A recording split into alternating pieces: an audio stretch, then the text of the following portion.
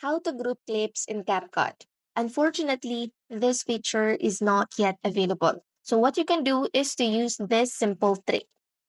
This is what you call nesting trick. First, open the CapCut and start a new project.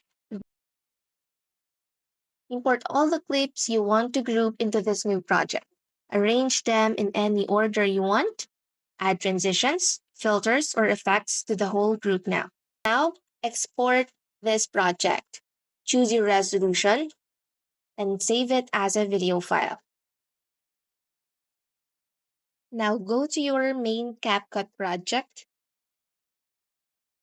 Import the video file you just exported. That's it.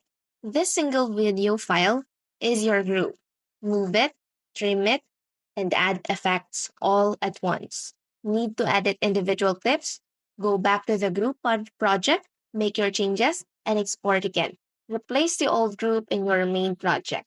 That's the CapCut nesting trick.